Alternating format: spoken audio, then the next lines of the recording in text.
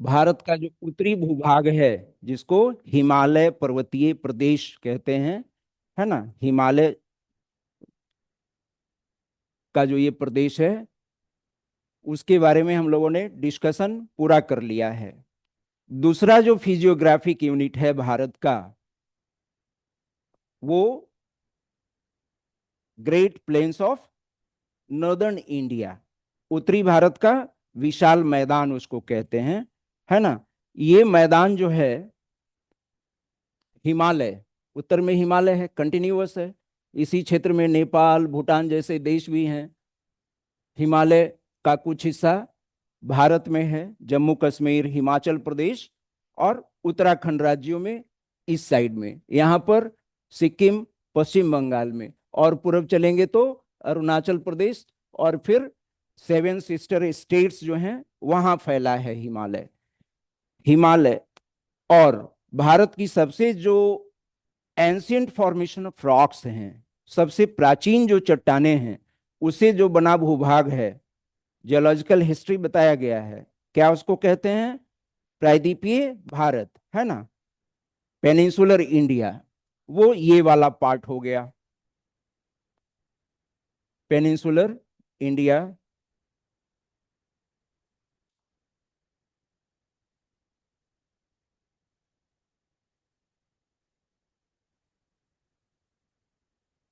इस तरह से नहीं, थोड़ा और।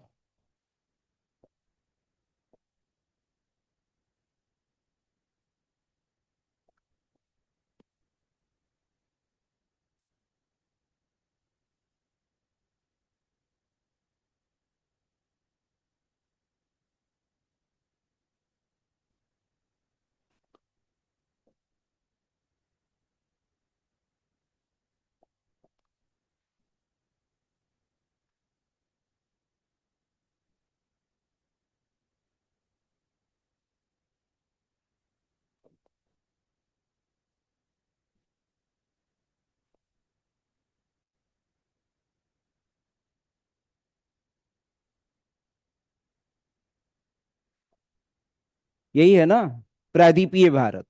ये हो गया हिमालय पर्वतीय प्रदेश। इन दोनों के बीच में एक विशाल मैदान है भारत का, है ना। धरती के सतह पर तीन प्राइमरी लैंड फॉर्म्स होते हैं, कई बार हमने बताया है ना। या land forms of second order इसको कहते हैं, जो पर्वत, पठार और मैदान कहलाते हैं। भारत में भी ये तीनों सेकेंड ऑर्डर के फीचर्स हैं। उत्तरी भाग पर्वतीय है, दक्षिणी भाग पूरा का पूरा पठारी है, और इस पठार में भी कई पर्वत हैं, पर्वत श्रृंखलाएं हैं, है ना। तो ये पूरा का पूरा जो हिस्सा है, दक्षिण वाला, ये प्रायद्वीपीय भारत कहलाता है, जो ओल्डेस्ट रॉक फॉर्मेशन से बना हुआ है। ठीक है ना, रॉक फॉर्मेशंस बताया गया आर्कियन से लेके अभी तक की चट्टानों के बारे में पहले डिस्कस कर चुके हैं, तो इसको नेक्स्ट क्लास में डिस्कस करेंगे। आज हम लोग ये बीच का जो हिस्सा है, जो मैदान है, उसकी बात कर रहे हैं। ये जो बीच का मैदान है, तीन रिवर सिस्टम से बना हुआ है। इस मैदान का निर्माण नदियों ने किया है ना। तीन बड़ी नदियां हैं, और उसकी असंख्य ढेर सारी छोटी सहायक नदियां हैं, जिसको ट्रिब्यूटरी कहते हैं, है ना। तो तीन बड़ी नदियां और उनकी सहायक नदियों द्वारा इस पूरे मैदान का निर्माण किया गया है। ये मैदान सिर्फ भारत में ही नहीं, बांग्लादेश और इधर पाकिस्तान में भी फैला है। ठीक है ना, राजनीतिक रूप से भले ही तीन अलग अलग देश यहां दिख रहे हो, लेकिन ये मैदान सब कंटिन्यूअस है, लगातार है, एकदम समतल भूमि है, ऑलमोस्ट फ्लैट है। और तीनों नदियों के जो तीन नदी सिस्टम बताया ना, तीन नदी प्रणालियों द्वारा ये निर्मित है, तीनों सब आपस में जुड़े हुए हैं। पश्चिम में जो है, तिब्बत से निकलती है एक नदी, और हिमालय को काटते हुए, और इधर भारत के जम्मू कश्मीर राज्य से होते हुए आती है कहाँ? अरब सागर में। पाकिस्तान में जाकर के वो पाकिस्तान से होते हुए अरब सागर में गिरती है। इस नदी का नाम है इंडस या सिंधु नदी। दूसरी, अच्छा, इसकी ढेर सारी सहायक नदियां हैं। चेनाब, सिंधु हो गया, झेलम, उसके बाद चेनाब, सतलज, रावी भी है इसी की एक सहायक नदी छोटी। झेलम, ये सिंधु, झेलम, चेनाब, रावी, सतलज, ब्यास। हाँ, इस तरह से इसकी कई नदियां हैं जो इसमें बीच में कहीं या जाकर के अंततः वो सिंधु नदी में मिल जाती है। तो एक रिवर सिस्टम सिंधु का हुआ। सिंधु और उसकी सहायक नदियों का एक तंत्र है, ठीक है ना, जो सब पश्चिम की ओर, दक्षिण पश्चिम की ओर बहती है, और सबका पानी कहाँ जाता है? अरब सागर में जाता है। तो एक रिवर सिस्टम ये हुआ। दूसरा सिस्टम उन नदियों का है जो हिमालय से निकलती है, ग्रेटर हिमालय वाले पोर्शन से, और ऐसे पूरब की ओर बहते हुए बंगाल की खाड़ी में गिरती है।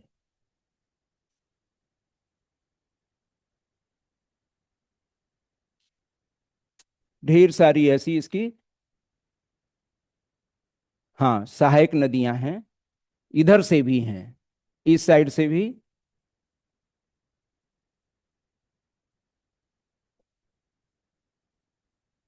कई सारी नदियां हैं। एक नदियों का ये सिस्टम है ना। ये हो गया सिंधु नदी का सिस्टम। बीच वाला हो गया Ganga river system. Sindhu river system, दूसरा गंगा रिवर सिस्टम, और तीसरा जो नदियों का जाल है, तंत्र है, वो ब्रह्मपुत्र की चर्चा हम लोग बार बार करते रहे हैं। ब्रह्मपुत्र नदी जो है ऐसे आ करके फिर ये भी गंगा में मिल जाती है बांग्लादेश में। तो ये सांपो, या यहां कहते हैं भारत में ब्रह्मपुत्रा, है ना। तो तीसरा नदी तंत्र इसका है। इसकी भी बहुत सारी छोटी छोटी सहायक नदियां हैं जो हिमालय से निकलती हैं और इसमें आकर के मिल जाती हैं, पूर्वांचल की पहाड़ियों से निकलती हैं और इसमें मिलती हैं। ये एक रिवर सिस्टम इसका हो गया, दूसरा ये, और तीसरा रिवर सिस्टम ब्रह्मपुत्र का है। इन तीन नदी प्रणालियों के द्वारा इस पूरे मैदान का निर्माण हुआ है। हजारों नदियां हैं, तीन तो बड़ी हो गई, बाकी सब उसकी सहायक नदियां हैं। इसको इंडो गैंजेटिक प्लेन कहते हैं। इंडो गैंजेटिक प्लेन्स, है ना।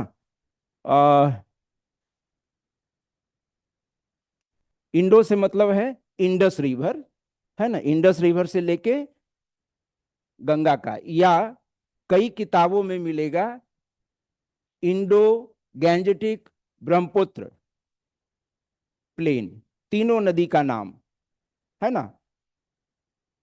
और ऐसे बोलचाल की भाषा में नदर्न प्लेन्स ऑफ इंडिया कहते हैं, भारत का उत्तरी मैदान, है ना, great plains of northern India, Bharat का विशाल उत्तरी मैदान।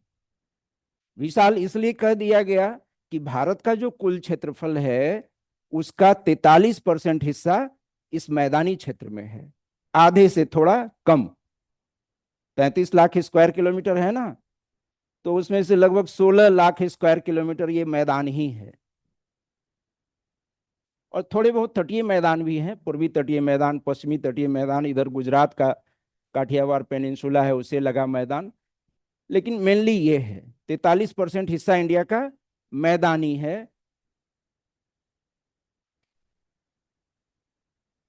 ब्रह्मपुत्र, ये देखो नक्शे में देखो, यहाँ एक झील है जहां शंकर भगवान निवास करते हैं, ऊंचे पहाड़ पे, कैलाश पर्वत, वहीं पर एक बड़ा झील है जिसका नाम है मानसरोवर, है ना।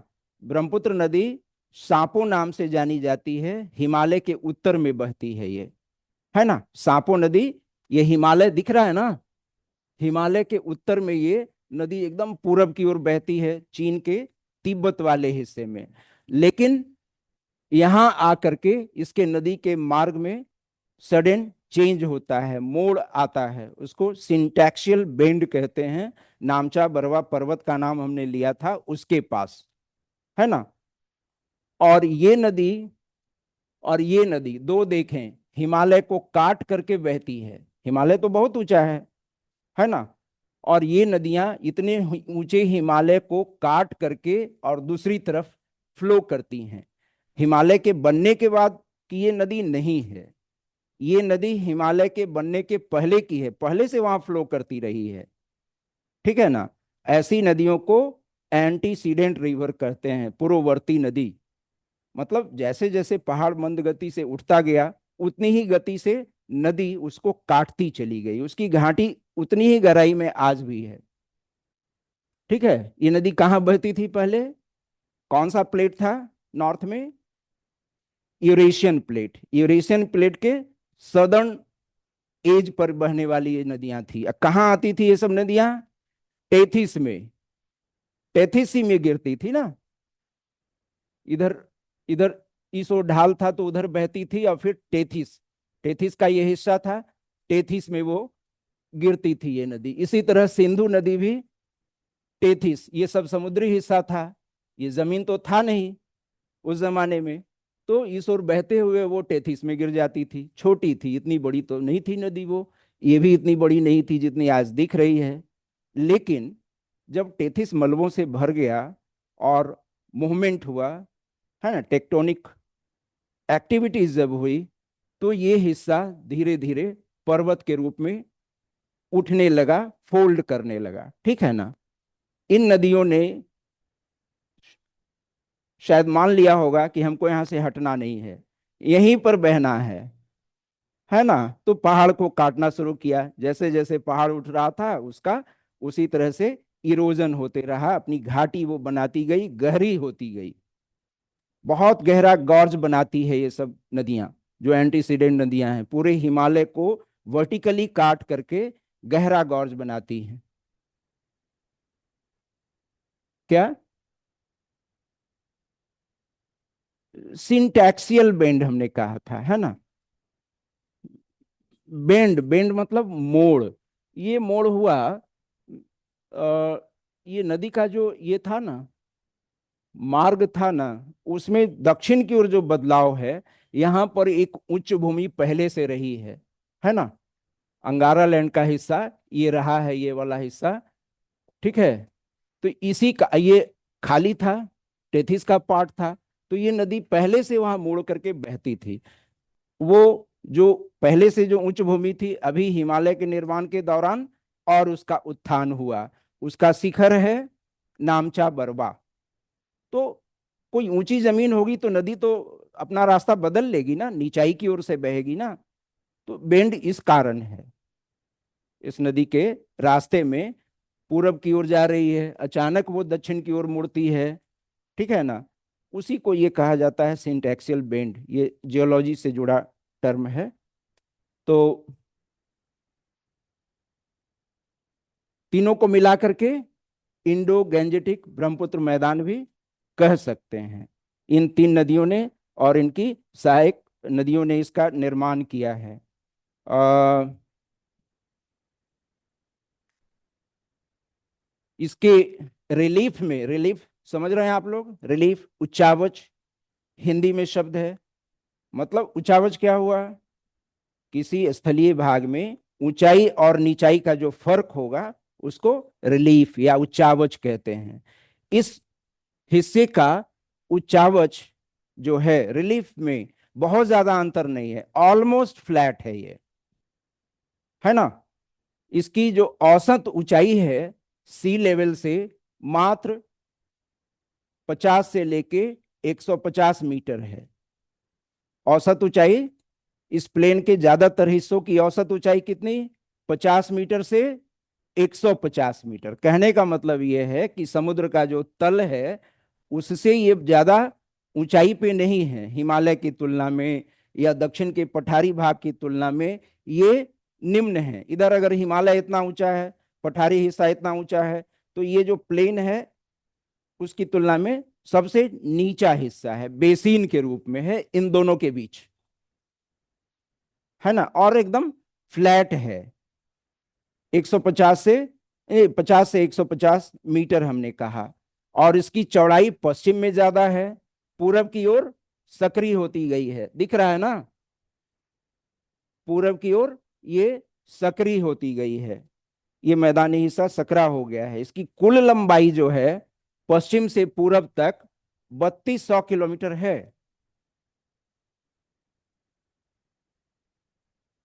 3200 किलोमीटर, जिसमें से थोड़ा हिस्सा पाकिस्तान में है। भारत में इस मैदान की लंबाई 2400 किलोमीटर, 3200 में से 2400 किलोमीटर हिस्सा जो है भारत में है। और बाकी जो बच गया 24 8 32, 800 किलोमीटर ये पाकिस्तान में है।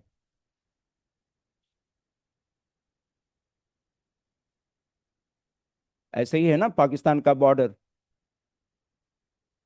नहीं, थोड़ा इसमें गड़बड़ हो गया।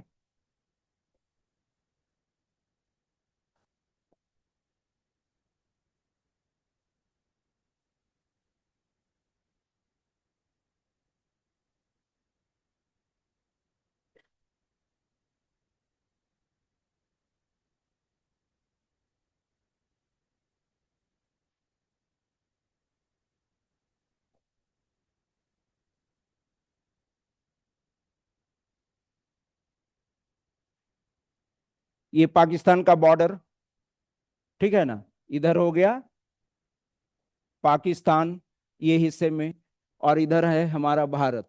तो इस मैदान का कंटिन्यूएशन पाकिस्तान तक है। इतना बड़ा जो मैदान है उसका करीब 800 किलोमीटर का जो हिस्सा है वो पाकिस्तान में है, इधर पश्चिम वाला हिस्सा।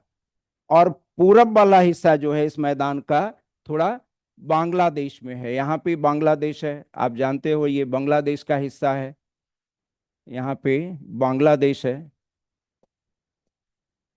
यानी तीनों देशों में ये फैला हुआ मैदान है। 3200 किलोमीटर लंबा है पश्चिम से पूरब, इसका 2400 किलोमीटर भारत में पड़ता है। चौड़ाई को देखें तो पश्चिम में ये बहुत चौड़ा है, पूरब की ओर सकरा होता गया है। चौड़ाई इसकी 150 से 300 किलोमीटर, यानी उत्तर से दक्षिण हिमालय और प्रायद्वीपीय भारत के बीच ये 150 मीटर, 150 किलोमीटर से कहीं कम चौड़ा नहीं है। 150 किलोमीटर से लेके 300 किलोमीटर तक इसकी चौड़ाई हो गई। चौड़ाई कह रहे हैं मतलब उत्तर से दक्षिण का इसका फैलाव, हिमालय और प्रायद्वीपीय भारत के बीच का फैलाव 150 किलोमीटर से 300 किलोमीटर तक। लंबाई पश्चिम से पूरब बताया जा रहा है। इंडस नदी की घाटी जो है वहां से लेके ब्रह्मपुत्र घाटी तक इसकी कुल लंबाई 3200 2400 इंडिया में पड़ता है। सी लेवल से ऊंचाई आप समझ ही गए, सी लेवल से ऊंचाई इसकी 50 से लेके 150 मीटर तक है। किलोमीटर नहीं कहेंगे, ऊंचाई मीटर में माप रहे हैं। लेकिन इसका जो पश्चिमी भाग है, ये वाटर डिवाइड वाला जो हिस्सा है जिसको पंजाब हरियाणा प्लेन कहते हैं, इस मैदान का एक हिस्सा हो गया पंजाब हरियाणा प्लेन, वो थोड़ा ऊंचा है, वो 250 मीटर तक ऊंचा है। पंजाब हरियाणा का जो हिस्सा है, सो इस मैदान का पश्चिमी भाग ये मानिए कि सबसे ऊंचा है। और इसकी ढाल किधर है? यहां से ये बीच में वाटर डिवाइड हो गया, अरावली है यहाँ पे, अरावली माउंटेन, ये अरावली हो गया। सॉरी, ये यहां नहीं,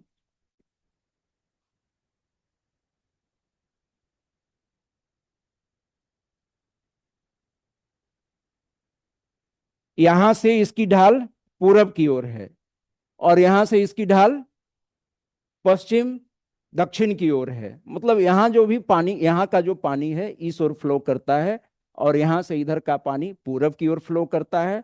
और इधर का पानी जो है पश्चिम की ओर फ्लो करता है। देख रहे हैं ना, इस मैदान का ढाल तीन ओर, उत्तर पश्चिम की ओर, पूरब की ओर, और फिर ब्रह्मपुत्र घाटी में पश्चिम की ओर है। और ये सब मिले हुए हैं, कंटिन्यूएशन में है, अलग अलग नहीं है। इसके ओरिजिन की बात करें, ओरिजिन तो हम लोग जियोलॉजिकल हिस्ट्री में देख ही चुके हैं। इस मैदान का निर्माण कब हुआ? नियोजोइक, हाँ नियोजोइक एरा में। और प्लिस्टोसिन होलोसिन पीरियड, हाँ प्लिस्टोसिन होलोसिन पीरियड में ये मैदान बना है। रॉक फॉर्मेशन को देखें तो न्यूएस्ट फॉर्मेशन है इंडिया का, नवीनतम चट्टानी संरचना है इस मैदान की।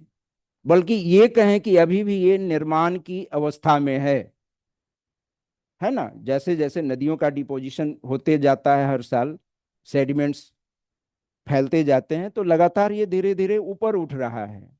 डिपोजिशनल प्लेन है, निक्षेप जनित मैदान ये है ना। कोई भी इरोजनल एजेंट तीन तरह का काम करते हैं: इरोजन, ट्रांसपोर्टेशन और निक्षेपण। पहले पढ़ाया गया है, ठीक है ना। तो ये सब निक्षेप से बने हुए मैदान हैं। नदियों द्वारा जो अवसाद लाए गए, जो सेडिमेंट्स ढो करके लाए गए उत्तर की नदियों द्वारा और दक्षिण की नदियों द्वारा, यानी हिमालय क्षेत्र से निकलने वाली नदियों ने, प्रायद्वीपीय भारत से निकलने वाली नदियों ने जो सेडिमेंट्स लाया अपने साथ, जो निक्षेप वो ढोकर लाते रहे, इस मैदान में फैलाते रहे, उनके जमाव से, उनके निक्षेपण से ये मैदान निर्मित हो गया है। ये एक्चुअली ये फोर डीप था। फोर डीप हिमालय के बनने के बाद ये एक फोर डीप अग्र गर्त हिंदी में कहते हैं, ये एक अग्र गर्त के रूप में था।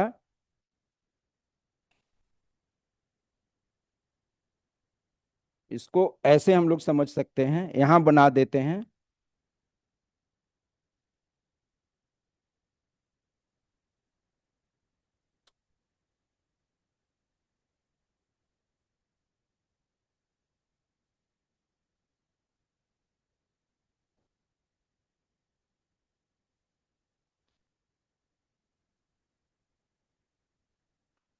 इसको यहां नहीं, यहां मान के चलो ऐसे।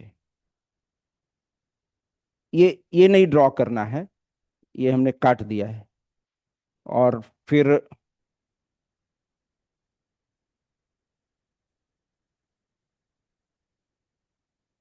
ये नहीं नहीं नहीं,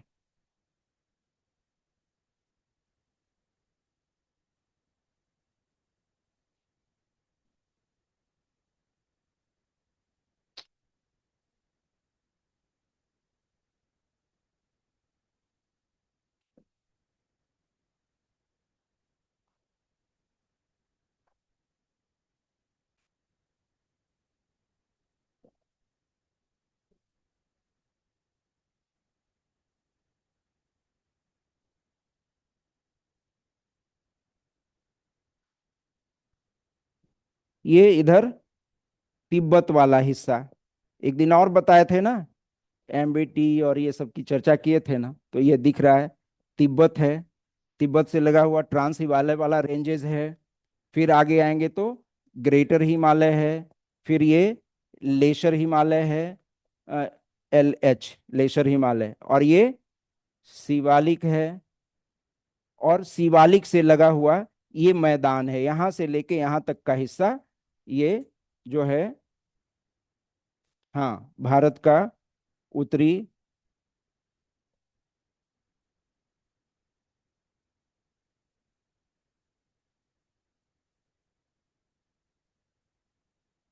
और इधर पेनिनसुलर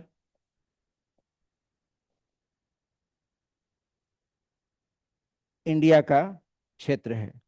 तो ये दोनों के बीच में है हिमालय रीजन, ये हो गया। ये सबको मिला के नहीं हिमालय कहते हैं, इतने को ना।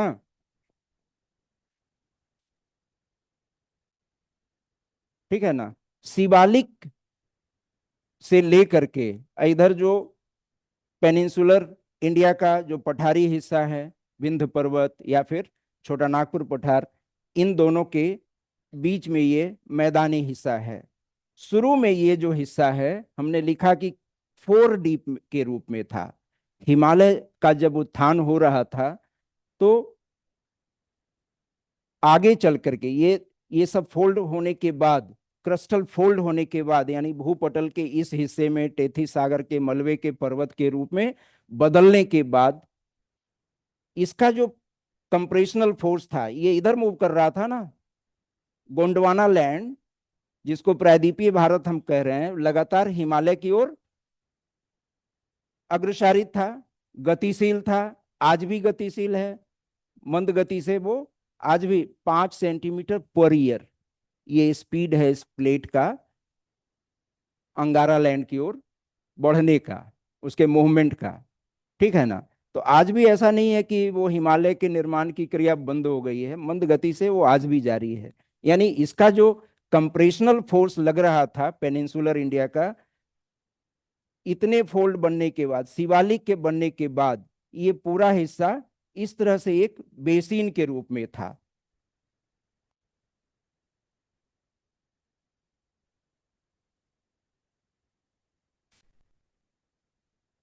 एक जमाने में इस तरह से था। ठीक है।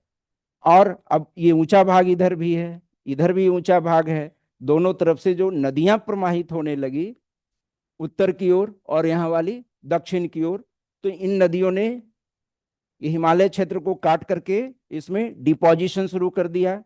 इधर की जो नदियां थी उसने भी लगातार डिपोजिशन किया, है ना, लगातार निक्षेपण होता रहा अवसादों का।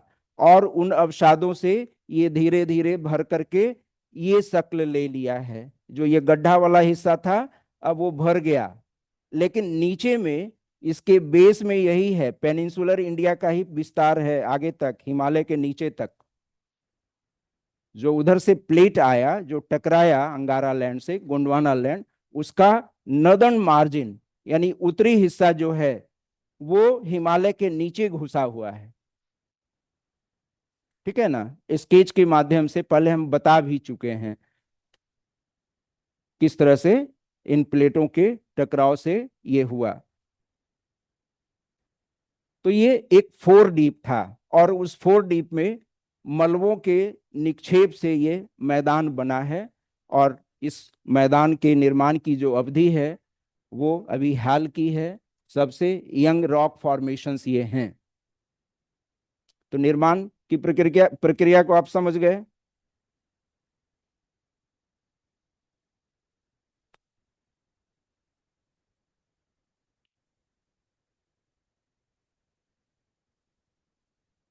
ओ, ये मैप की जरूरत पड़ेगी बार बार।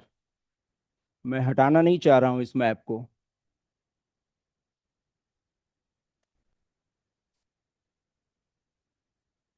छोटा में फिर वो दिखाने में दिक्कत होती है। ठीक है, साइज यही ठीक है मैप का। इसको मैं इरेज कर देता हूं।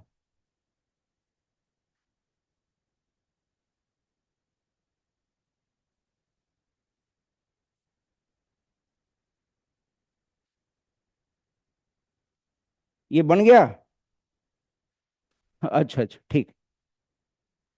तो ये जो मैदान है इसको आमतौर पर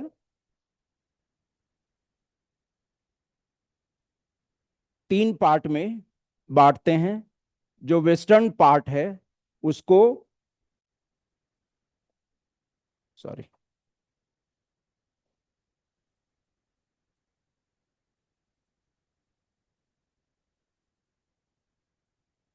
3 भाग में, माने रिवर सिस्टम के आधार पर 3 पार्ट इसका हम बताते हैं। पश्चिमी जो पार्ट है, western most part, western most part, central part, और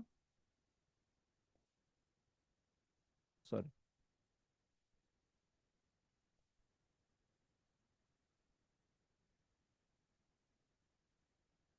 3 खंड हो गए। वेस्टर्न पार्ट जो है, वेस्टर्न पार्ट का निर्माण सिंधु और उसकी सहायक नदियों ने किया है, इसलिए उसका नाम दिया जाता है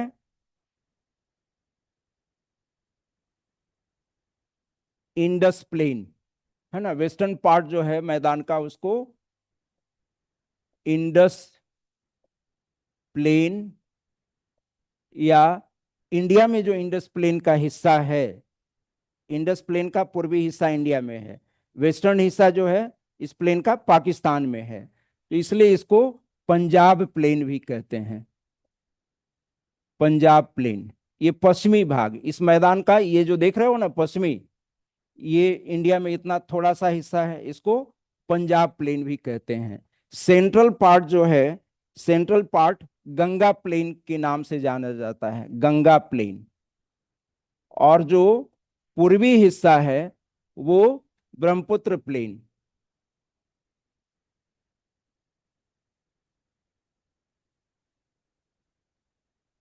तो ये रिवर सिस्टम के आधार पर तीन पार्ट हो गया इस प्लेन का, ठीक है ना।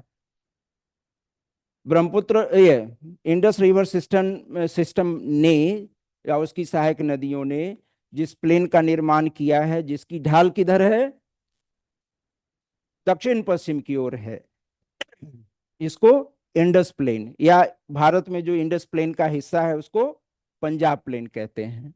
अब यहां से देखें, इंडस प्लेन से जुड़ा हुआ है मैदान का वो हिस्सा जिसकी ढाल हिमालय से दक्षिण की ओर, प्रायद्वीपीय भारत से भी उत्तर की ओर, और बीच का हिस्सा सारी नदियां फिर पूर्व की ओर मुड़ के बहती हैं, यानी इसका ढाल जो है सॉसर शेप है, पूर्व की ओर इसका ढाल है। इस मैदान को गंगा प्लेन कहते हैं। और इसी मैदान से जुड़ा हुआ एक और हिस्सा है जो हिमालय और पूर्वांचल के पहाड़ियों के बीच में है, और इस मैदान की ढाल दक्षिण पश्चिम की ओर है। पश्चिम, पहले तो दक्षिण, फिर मुड़ करके पश्चिम हो जाती है, फिर दक्षिण बांग्लादेश में चली जाती है, तो उसको हम ब्रह्मपुत्र प्लेन कहते हैं। ये तीन ब्रॉड डिवीजन हो गया। तो ये बात तो समझ गए, इंटायर प्लेन जो है वो कॉम्बिनेशन है डिफरेंट रिवर सिस्टम्स का, है ना। तीन महत्वपूर्ण रिवर सिस्टम हैं जो मिल करके, कंबाइन हो करके इस मैदान का निर्माण की है। और इस मैदान का कुछ पोर्शन पाकिस्तान में है, यहाँ बांग्लादेश में भी है।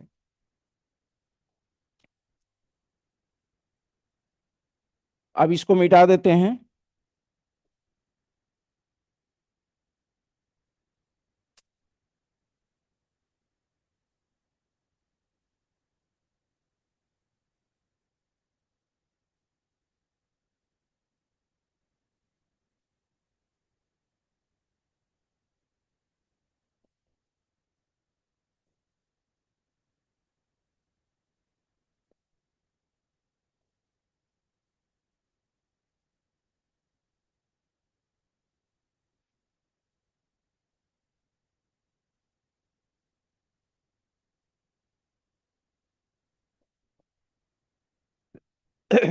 इस मैदान को, भारत का जो ये उत्तरी मैदान, विशाल मैदान है, इसको रिलीफ फीचर्स के आधार पर और यहाँ की भूमि के भौतिक लक्षणों के आधार पर पांच अलग अलग नाम से भी जाना जाता है, ठीक है। ये उच्चावच,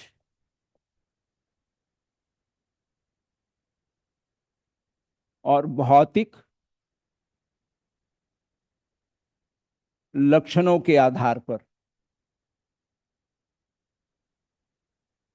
सब जगह की भूमि, है ना, एक जैसी नहीं है ना, उसके बनावट में फर्क है।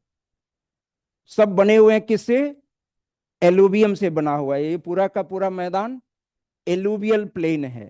एलुवियल सबको पता है, एक दिन पूछी भी थी, एलुवियम क्या होता है ना। हिंदी में कहते हैं उसको जलोढ़। नदियां जो अपने साथ अवसाद लाती हैं ऊंचे हिस्सों से और निचले हिस्से में ला करके वो जमा करती हैं, उस अवसाद को कहते हैं एलुवियम, जलोढ़। और हिम नदियां जो अपने साथ पर्वतीय क्षेत्रों में या ध्रुवीय क्षेत्रों में जो हिम नदियां हैं अपने साथ वो जलोढ़ जो ये जो सेडिमेंट्स लाती हैं, अवसाद लाती हैं, उनको कहते हैं हिमोड़।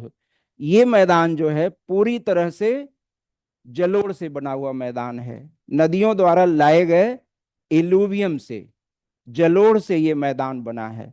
ठीक है ना, इसलिए इसको क्या कहते हैं, किस तरह का प्लेन कहते हैं, एल्यूवियल प्लेन कहते हैं।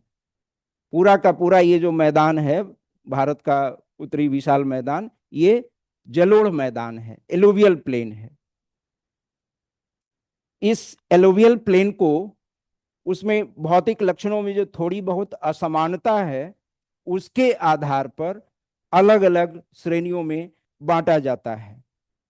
ठीक है ना, जैसे एलुवियम उसमें किस तरह के हैं, कोर्स हैं कि फाइन ग्रेन्ड हैं, है ना। एलुवियम में जो मिनरल कंटेंट है वो किस तरह का है, केमिकल नेचर उसका क्या है, इन सब चीजों को, भौतिक लक्षण में ये सब चीजें आ जाती हैं। उसको ध्यान में रखते हुए इस एलुवियल प्लेन को कई भागों में बांटा जाता है। ठीक है, एक को कहते हैं भावर, भावर।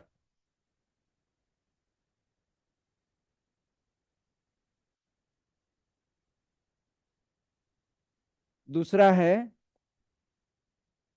तराई। तीसरा सी, सी आप लिखो बांगर। और डी खादर। और ई डेल्टा। उसके टेक्सचर में, उसके विभिन्न भौतिक लक्षणों में जो अंतर है, उसको आधार बना करके ये विभाजन किया जाता है। भावर कौन सा है, अभी देख रहे थे हम लोग कि शिवालिक इधर है ना, तीसरी रेंज जो है कौन सी है, शिवालिक है। शिवालिक का जो फुटहिल है, फुटहिल पे ऊपरी हिस्से से नदियां जो लेकर आती हैं, प्रायः कोर्स मटेरियल उसमें रहता है, पत्थर के टुकड़े हैं, रॉक फ्रैगमेंट्स हैं, कंकड़ मोटे बालू सब कुछ होते हैं। तो जो बड़े अवसाद हैं, जो आकार में बड़े हैं, अब जब नदी किसी पहाड़ी इलाके से आती है, मैदानी इलाके में उतरती है, तो उसका मलबा को ढोने की क्षमता घट जाती है। पहाड़ी इलाकों में ढाल उसको मिलता है, इनग्रेडिएंट ज्यादा होता है, इसलिए बड़े बोल्डर को, पत्थर के टुकड़ों को भी वो ढो करके नीचे तक ला पाती है। लेकिन जैसे जैसे उसके स्पीड में कमी आती है, नदियां अपने मोटे अवसादों को छोड़ना शुरू कर देती है। जो आकार में छोटे हैं वो आगे की ओर जाएंगे, लेकिन बड़े जो अवसाद हैं वहीं छूट जाते हैं। तो शिवालिक के फुटहिल में यहाँ जो बड़े बोल्डर हैं, चट्टानों के टुकड़े हैं, ये सब है ना, ग्रेवल्स है, ये सब छूट गए, मोटे अवसाद यहाँ जमा हो गए, और इससे एक सरफेस का जो निर्माण हुआ है, उसी को कहते हैं भावर। ठीक है ना, जो बड़े आकार के नदी के सेडिमेंट से बने हुए हैं, अपेक्षाकृत सबसे बड़े आकार के जो सेडिमेंट्स हैं नदियों के, वो यही जमा होते हैं, फुटहिल में जमा होते हैं। फुटहिल कौन है, उत्तर की ओर से आने वाले नदियों का फुटहिल शिवालिक है ना। शिवालिक नदी के दक्षिणी ढाल से लगी हुई इस तरह की भूमि का निर्माण हुआ है, जो 8 से 10 किलोमीटर चौड़ी है। पूरे हिमालय में यहाँ सिंधु नदी घाटी से लेके तीस्ता नदी घाटी तक फुटहिल शिवालिक का जो है, वहां पर ये एक पट्टी मिलता है, जो बहुत ही मोटे सेडिमेंट से बने हुए हैं।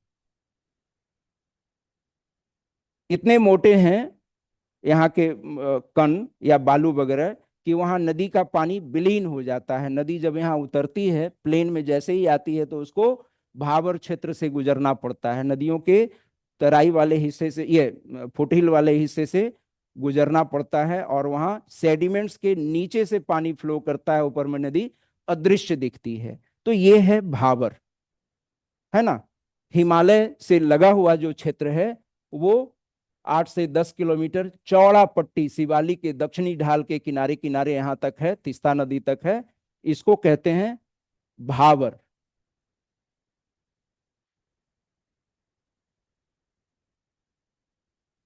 ये भावर जो होता है, खेती बाड़ी के लिए बहुत उपयुक्त नहीं होता है, उर्वर भूमि ये नहीं होती है ना। फाइन सेडिमेंट से बनी हुई नहीं है, मोटे कण हैं, नदियों ने जो बड़ा अवसाद लाया था वो यहाँ छूट गया, और जो आकार में छोटे अवसाद थे बहते हुए आगे चले जाते हैं। तो यहाँ एक्यूमुलेशन किसका हुआ, इकट्ठा कौन सा हुआ, मोटा अवसाद जो है, मोटे है ना, कोर्स सेडिमेंट्स जो हैं वो यहाँ इकट्ठे होते हैं, जिससे नदी होकर के बहती है। ऐसे पहाड़ के फुटहिल में जो मैदान होते हैं, जो अपेक्षाकृत बहुत ही मोटे अवसादों से बने हुए हैं, उनको गिरिपदीय मैदान कहते हैं, ठीक है ना, पीडमोंट प्लेन। तो भावर क्या है, भावर, हाँ, पीडमोंट प्लेन है, पीडमोंट प्लेन, और ये ज्यादा चौड़ा भी नहीं है, ठीक है ना। शिवालिक से लगा हुआ मोटा मोटी 10 किलोमीटर एरिया है, पश्चिम से लेके पूरब तक, यहां से लेके इधर तक, यानी इस मैदान का सबसे उत्तरी हिस्सा 10 किलोमीटर की चौड़ाई में जो है वो भावर है। भावर से अब आगे बढ़ते हैं, भावर से आगे आएंगे तो तराई मिलता है। अभी जो स्केच बनाया था हमने, ये वाला शिवालिक, शिवालिक से आगे यहाँ पर अब फ्लैट हो गया और थोड़ा सरफेस नीचा हो गया। यहाँ पर इसकी तुलना में सेडिमेंट्स फाइन हो जाते हैं, है ना। और ये क्षेत्र, भावर के बाद वाला जो क्षेत्र है, 10 से 20 किलोमीटर चौड़ा पट्टी है। भारत के उत्तरी मैदान में एक चौड़ा पट्टी है, भावर से लगा हुआ, 10 से 20 किलोमीटर चौड़ा। ये ज्यादातर हिस्सा इसका स्वाम्पी होता है, मार्शल मार्सी होता है, दलदली होता है, ठीक है ना। ये बारीक पत्थर, रेत, चिकनी मिट्टी, ये उसका एक मिक्सचर होता है, उससे बना होता है। और जो नदी यहां पर अदृश्य हो गई थी, बता रहे थे ना कि मोटे अवसादों से बना हुआ ये भावर वाला प्रदेश है, तो नदी का पानी वहां दिखता नहीं है सरफेस पे, नीचे से होके बहता है, उन अवसादों के बीच से होके बहता है, सरफेस पर पानी की धाराएं बहुत कम दिखती हैं। तो जो नदी यहाँ भावर में आके अदृश्य हो गई थी पहाड़ से उतरने के बाद, फिर यहाँ क्या हो जाती है, वो दिखाई पड़ने लगती है, नदी का कोर्स क्लियर दिखने लगता है, सरफेस पर पानी का फ्लो दिखता है। तो और यहाँ जो है पानी थोड़ा फैल करके नदी मार्ग में बहता है। यहाँ की भूमि जो है वेटलैंड कहलाती है, नम भूमि कहलाती है, आर्द्रता बहुत ज्यादा होती है मिट्टी में, और ये भूमि खेती बाड़ी के लिए काफी उपयुक्त होता है, कृषि कार्य के लिए उपयुक्त होता है। तीसरा जो पट्टी है, अब थोड़ा और दक्षिण आते हैं, दलदल, मान लिया जहां नहीं, मैंने कहा कि नमी बहुत अधिक अधिक है इसलिए उपयुक्त होती है। ऐसा नहीं कि हर जगह दलदली ही है, कहीं कहीं दलदल के पैचेज हैं, है ना। मतलब दलदल मिलते हैं इस क्षेत्र में, तराई क्षेत्र में, पूरा तराई को दलदल नहीं कह सकते। तीसरा जो पट्टी है तराई के बाद, वो क्या लिखा हुआ है, बांगर। बांगर जो है ओल्ड एल्यूवियम प्लेन है, यानी हिमालय के बनने के बाद शुरुआती अवस्था में जो नदियां अवसाद ला रही थी, उन अवसादों से बना हुआ है, पुराने जलोढ़ से बना हुआ ये क्षेत्र होता है। पुराने जलोढ़, ओल्ड एल्यूवियम से बना हुआ जो क्षेत्र है, वो आगे का एरिया है, इसके आगे का एरिया ये वाला जो क्षेत्र है, मैंने क्रमशः देखें तो ये हो गया शिवालिक, शिवालिक के फुटहिल में जो ये है भावर,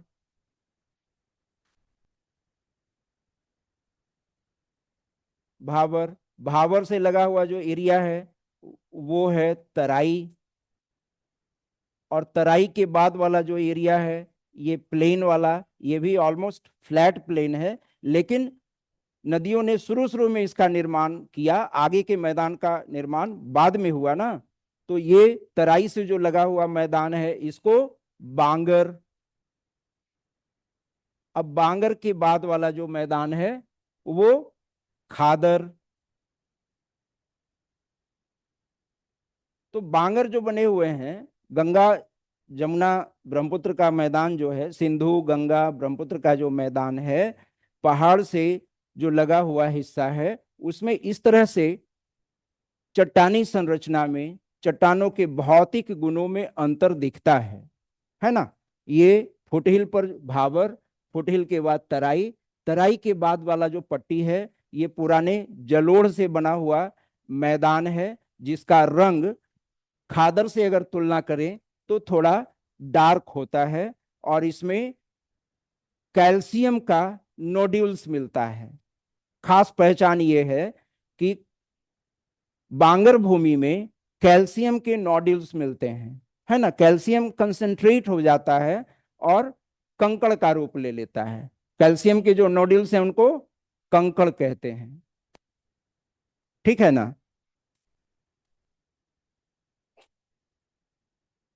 भारत का जो ये मैदान है, उसका सबसे बड़ा क्षेत्र बांगर से ही बना हुआ है। बांगर सबसे ज्यादा एरिया को कवर करता है। समझ रहे हो मैं क्या कह रहा हूं। इसका एरिया तो कम होगा ना, 8-10 किलोमीटर ही चौड़ी ये पट्टी है शिवालिक से लगी हुई। फिर उसके बाद जो दूसरी पट्टी है, इसे थोड़ी विस्तृत है, दुगनी चौड़ाई वाली है, तो इसका एरिया ज्यादा होगा। फिर तीसरी पट्टी जो है बांगर, ये सबसे ज्यादा चौड़ी है, विशाल है, और पूरा का पूरा पंजाब हरियाणा प्लेन, गंगा नदी की ऊपरी घाटी, बांगर भूमि ही है। माने पुराने जलोढ़ से बनी हुई ये भूमि है, पुराने जलोढ़ का मैदान है। खादर,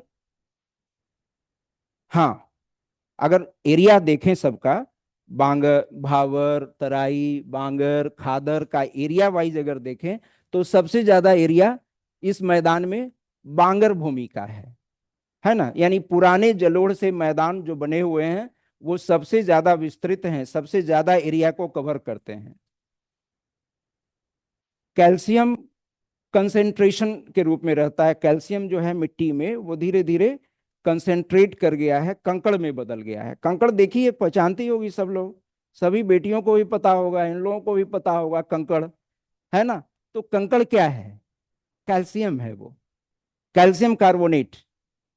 कैल्शियम कार्बोनेट जो मिट्टी में है, धीरे धीरे वो उसके अंदर, मिट्टी के अंदर केमिकल चेंजेस जो होते हैं, कैल्शियम एक जगह इकट्ठा हो गया और वो कंकड़ में बदल गया।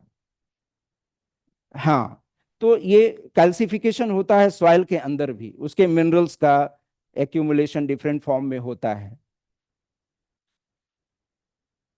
तो इसका विस्तार मैं बता रहा था कि पंजाब हरियाणा वाले हिस्से में है, किसका? ओल्ड इल्यूवियम से बने मैदानों का, बांगर का, और पश्चिमी उत्तर प्रदेश का हिस्सा है। और इसका निर्माण जैसे जैसे ये आप देख रहे हैं, सबसे पहले कौन बना? हिमालय बनने के बाद भावर का निर्माण हुआ। भावर के आगे डिपोजिशन जो हुआ, उसे तराई का निर्माण हुआ। तराई के आगे डिपोजिशन बढ़ता गया तो बांगर भूमि का निर्माण हुआ। और सबसे लास्ट में किसका निर्माण हुआ? खादर का, न्यू एल्यूवियम। खादर क्या है? न्यू एल्यूवियम वाले ये क्षेत्र हैं। ये जो मैदान है पूरा का पूरा नया एल्यूवियम से बना हुआ मैदान, सबसे बाद में इसका निर्माण हुआ है। बांगर भूमि अगर दोनों की तुलना करें तो खादर की तुलना में उतनी उपजाऊ नहीं होती है ना। और उसके ग्रेन्स की तुलना करें, पेडोलॉजी में जाए, मिट्टी पढ़ा रहे थे तो पेड्स की बात किए थे, पेड पेड पीईडी पेड, जिससे बना सब्जेक्ट का नाम पेडोलॉजी। तो पेड़ में बहुत अंतर होता है। खादर बांगर भाबर मिट्टियों के पेड़ में अंतर रहता है, पेड़ उसके बड़े होते हैं, और जैसे जैसे आगे बढ़ेंगे क्रमशः छोटे होते जाते हैं। सिल्ट और क्ले की मात्रा बढ़ती जाती है। सिल्टेशन यहाँ सबसे कम होगा, क्ले रहता ही नहीं है, क्ले सब बह के निकल गया, सिल्ट बह के निकल गया, कहाँ चला गया? आगे चला गया। इसमें जो है सिल्ट और क्ले रिलेटिवली जो कोर्स हैं वो छूट गए, और आगे बढ़े जो फाइन ग्रेन है वो आगे की ओर फ्लोट करता चला जाता है पानी के साथ। तो फ्लूवियल लैंड फॉर्म पढ़ाते समय ये सब चर्चा किए होंगे, बताए होंगे। इस तरह से इसका फॉर्मेशन होता है। ये ओल्डेस्ट हैं, और ये न्यूएस्ट है। मैदान का खादर का जो हिस्सा है वो सबसे नवीन संरचना है। खादर की जो भूमि है वो प्रायः वहां बाढ़ नहीं आता। इस मैदान की उच्च भूमि है ना। अब इसे देखो, इससे नीचा ये है ना, तो ये फ्लड प्लेन होता है। ये वाला हिस्सा जो है जिसको खादर कह रहे हैं, ये इतना अंतर नहीं होना चाहिए, हमने थोड़ा ज्यादा डाउन कर दिया है, थोड़ा क्रमशः, है ना। थोड़ा उसमें स्लोप होगा, इतना नहीं होगा। तो ये क्या, नहीं, उच्च भूमि, यस, बांगर, ये उत्तरी मैदान की उच्च भूमि है, समतल उच्च भूमि जिस पर बाढ़ का पानी नहीं आता, है ना। जनरली बाढ़ नहीं आता, बाढ़ से ये रहित क्षेत्र होता है बांगर। पंजाब का इलाका, हरियाणा का इलाका, और उससे लगा हुआ पश्चिमी उत्तर प्रदेश, फ्रीक्वेंट बाढ़ नहीं आती हर साल वहां, है ना।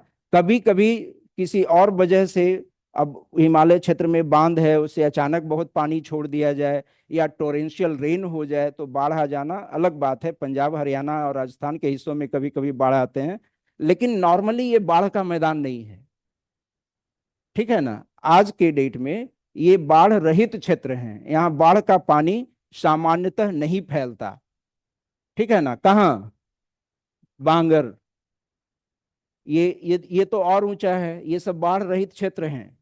लेकिन खादर वाला जो इलाका है, जो नए जलोढ़ से बने हुए इलाके हैं, सबसे कम उम्र के ये हैं, सबसे बाद में इनका निर्माण होते रहा है, ये पूरे मैदान में फ्लड प्लेन का इलाका होता है। बाढ़ के मैदान ये होते हैं जहां प्रायः हर साल बाढ़ आती है, फ्रिक्वेंट बाढ़ आती है। रेनी सीजन शुरू हुआ और वो पानी नदी घाटियों में, नदी घाटियों का जो लोअर पोर्शन है उसमें फैल जाता है। प्रायः हर साल बाढ़ आती है। कहाँ ये है, ये बाढ़ का प्लेन है, पूर्वी उत्तर प्रदेश, इस नदी घाटी का पूर्वी उत्तर प्रदेश, और ब्रह्मपुत्र नदी की निचली घाटी, ये खादर से बने हुए हैं, ठीक है ना। नवीन जलोढ़ से बने हुए मैदान हैं, और नवीन जलोढ़ से बने हुए मैदान बाढ़ प्रभावित क्षेत्र होते हैं, फ्लड प्रोन एरिया। समझ में बात आ रही है। तराई वाले क्षेत्र में भी बाढ़, ये तो थोड़ी और ऊंचाई पे हाँ आती है तो टिकती भी नहीं है ना। और ये ऊंचाई इसकी ज्यादा है, इसलिए फ्रिक्वेंसी उसकी नहीं होती उतनी, है ना। जैसे जैसे हम नीचे जाएंगे बाढ़ का प्रकोप अधिक होगा। ये मैदान हमेशा हर साल बाढ़ से प्रभावित होता है, खादर वाला, ये, हाँ खादर। और यही खादर ही भूमि से हो करके नदी की घाटी होती है, यहीं से नदी बहती है।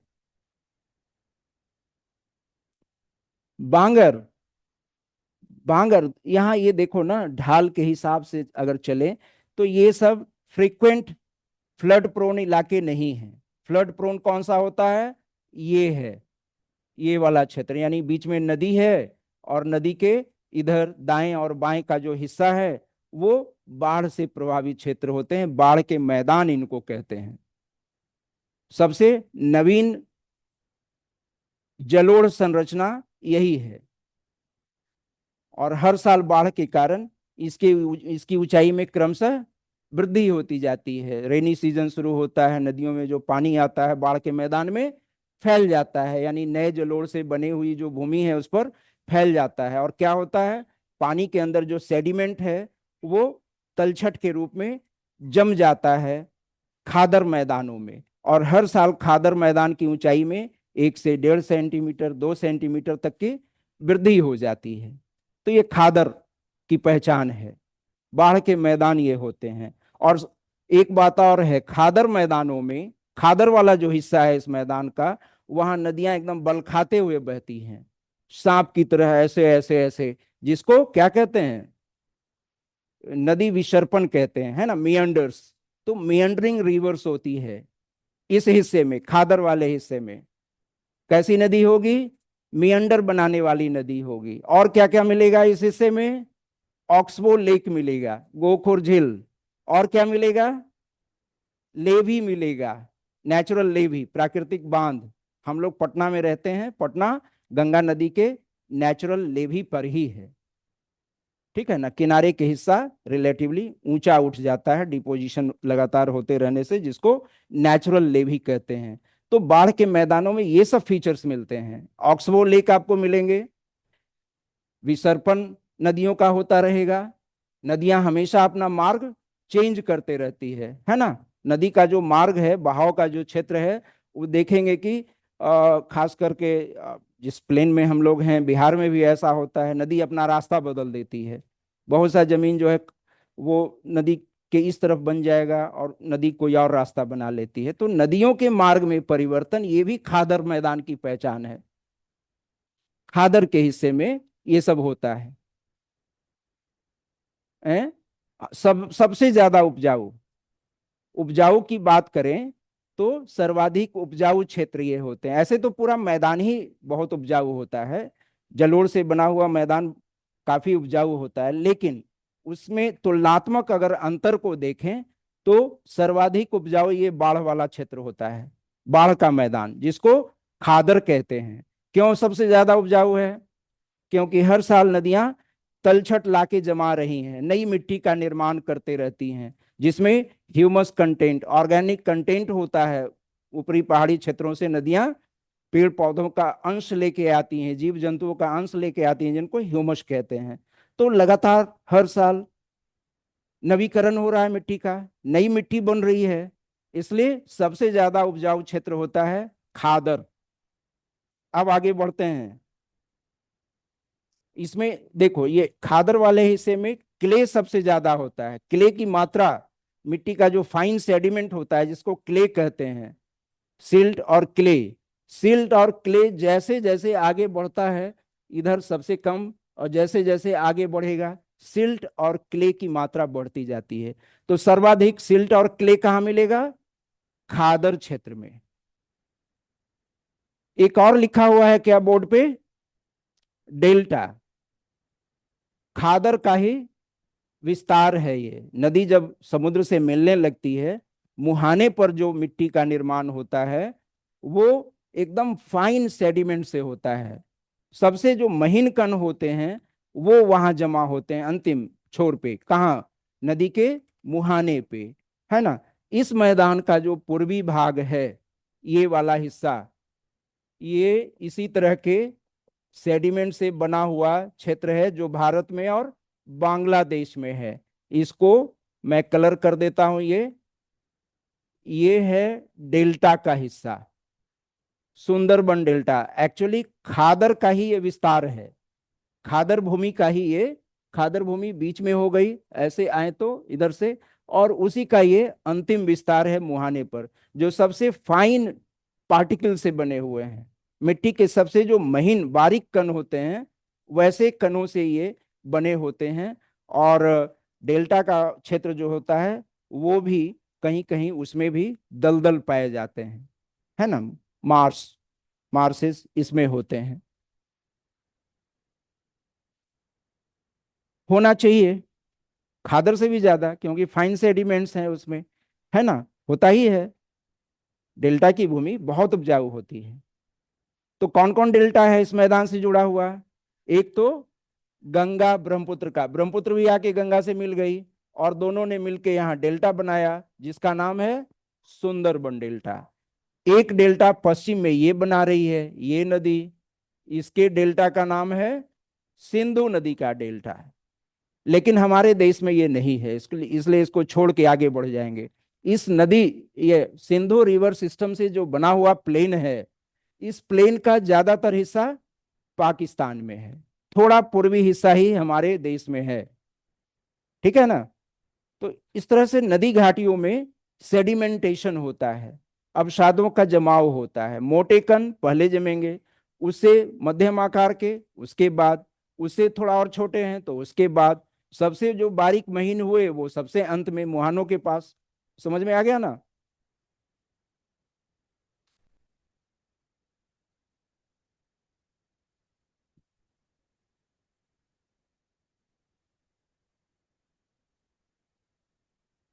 इसको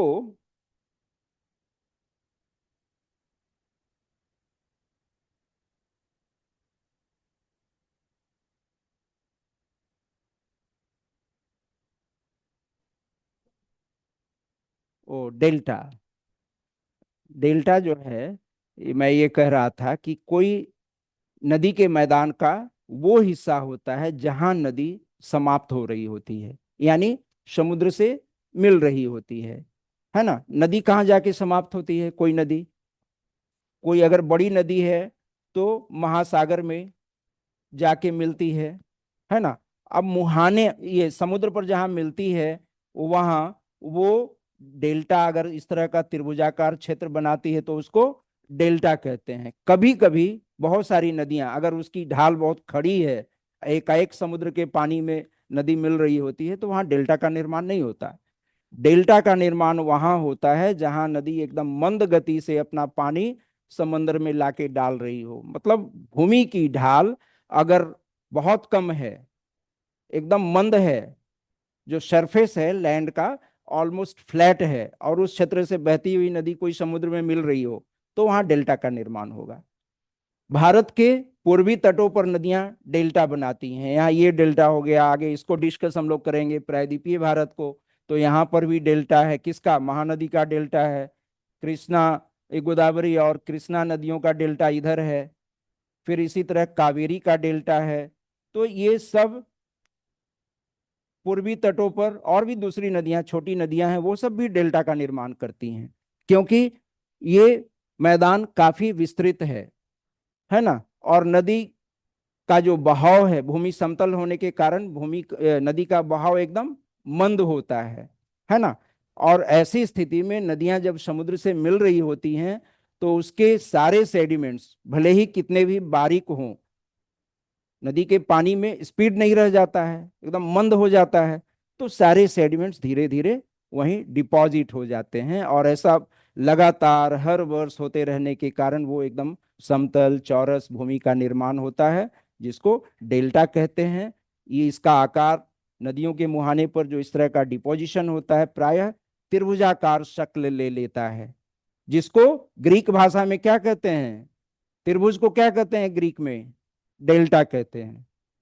ठीक है ना, डेल्टा। इसीलिए नाम पड़ गया इसका डेल्टा। ग्रीक भाषा का जो एक लेटर है डेल्टा, अंग्रेजी में क्या है? एबीसीडी है, हिंदी में क ख ग घ देवनागरी में है। ग्रीक भाषा की जो लिपि है उसमें त्रिभुज को डेल्टा कहता है, या उस तरह की आकृति वाला शब्द को वो डेल्टा संबोधित करता है। डेल्टा से इसका आकार मिलता है, त्रिभुज की तरह है ना ये क्षेत्र, इसलिए इसको डेल्टा कहा जाता है। और डेल्टा में खास बात यह है कि नदी अकेले जाके नहीं मिलती समंदर से। ठीक है, समुद्र में मिलने के पहले कोई मुख्य नदी है, इसका पानी जो है कई धाराओं में बट जाता है। नदी की धारा एक के बजाय, इधर से तो एक ही नदी आ रही थी ना, लेकिन यहां आकर के वो बहुत सारी धाराओं में बढ़ती चली गई, यानी एक नदी का जो पानी है कई धाराओं में बंट करके समुद्र में मिलता है। असंख्य धाराएं बन जाती है, 10 20 100 50 जो भी हो, बहुत संख्या ज्यादा होती है। इन धाराओं को, एक नदी की ही धारा को वितरिका कहते हैं। क्या कहते हैं? वितरिका। किसी भी नदी घाटी में, नदी घाटियों के ऊपरी मार्ग में, यानी पहाड़ी क्षेत्र जो है, ये हुआ ऊपरी क्षेत्र, नदी की ऊपरी घाटी, इसको कहते हैं मध्यवर्ती घाटी, बीच वाला जहां से प्लेन शुरू हो गया। और यहां से फिर हो जाएगा निचली घाटी।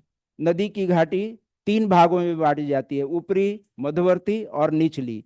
ऊपरी घाटी जहां से नदी निकलती है पहाड़ी क्षेत्रों में, वहां नदी की सहायक नदियां होती हैं। कौन सी नदी? सहायक नदी। क्या कहते हैं अंग्रेजी में? ट्रिब्यूटरी। ट्रिब्यूटरी का काम क्या है? मुख्य नदी में अपना पानी डालना, है ना। इस क्षेत्र में बहुत सारी नदियां जो हैं ऊपरी मार्ग में इससे आके मिल रही होती हैं। यहाँ दिख रहा है ना, ये गंगा मुख्य नदी है, और इतनी सारी नदियां उसमें आकर के विभिन्न डायरेक्शन से मिल रही हैं। ये सब इसकी सहायक नदी है, ट्रिब्यूटरीज हैं। मुख्य नदी की शाखा नहीं, मुख्य नदी में आके मिलने वाली नदियां। इन नदियों का कोई डेल्टा नहीं होता है, ये ध्यान रखना। सहायक नदियां कभी समुद्र से नहीं मिलती। ट्रिब्यूटरीज कभी भी समुद्र से नहीं मिलती हैं। ट्रिब्यूटरीज जहां समाप्त होती है वहां संगम बनता है, कन्फ्लुएंस। ठीक है ना। एक नदी, एक मुख्य नदी में दूसरी नदी आके जब मिलती है तो उस प्लेस को कन्फ्लुएंस या संगम कहते हैं। अब ये गंगा में कितनी नदियों का संगम है, इधर से जमुना आके मिल गई इलाहाबाद में, उसका संगम है ना। और दूसरी नदियां मिलती गई, सबका संगम है। सहायक नदियों का डेल्टा नहीं बन सकता क्योंकि ये समुद्र तक नहीं पहुंच पाती हैं, किसी मुख्य नदी में अपना पानी छोड़ देती हैं। ठीक है ना, उसका काम वहीं खत्म हो गया, हिमालय से निकली और यहाँ गंगा में आके ये विलीन हो गई। इधर प्रायद्वीपीय भारत से निकली, विंध्याचल के पर्वत से ये सोन नदी निकली, अब पटना के पास आके गंगा में अपना पानी छोड़ दी, तो सोन गंगा की सहायक नदी हो गई। ठीक है ना।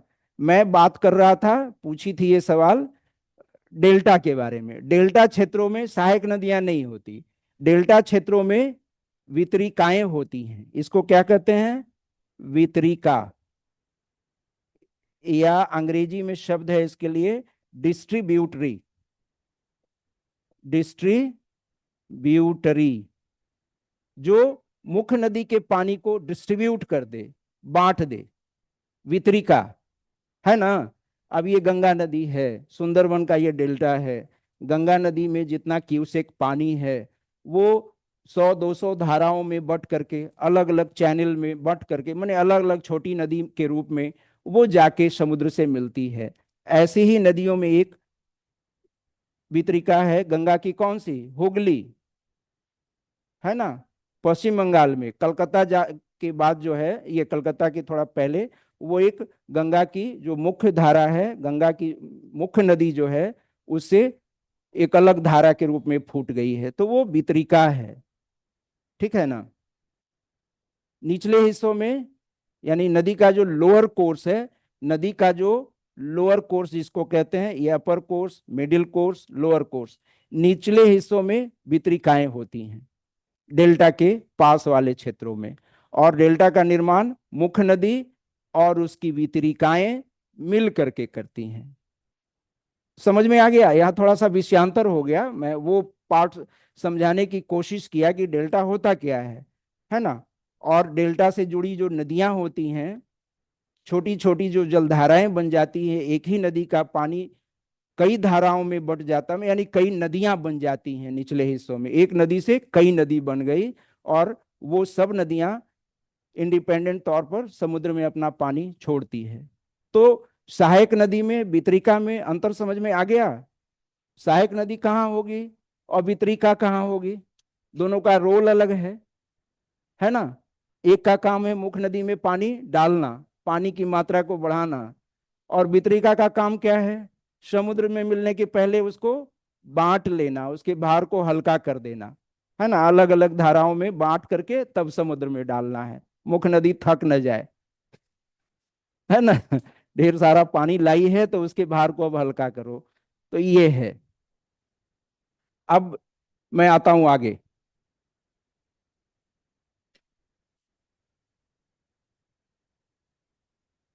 इसको, अरे सॉरी।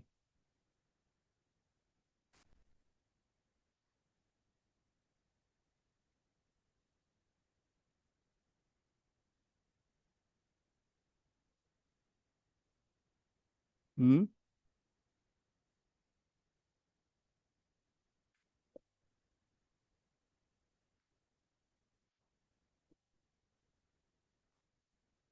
क्या हुआ है? हैं? हाँ हाँ हाँ, इरेजर तो ये है, सॉरी।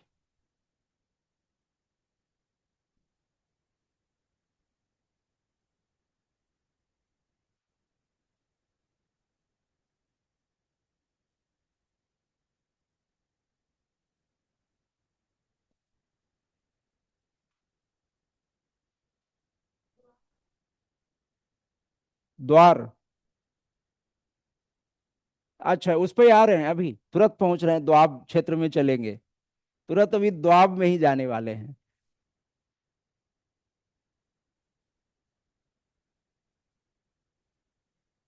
हाँ वो सही बोल रही है, दो नदियों के बीच की भूमि दोआब कहलाती है। अभी बहुत सारे दोआब की बात होगी।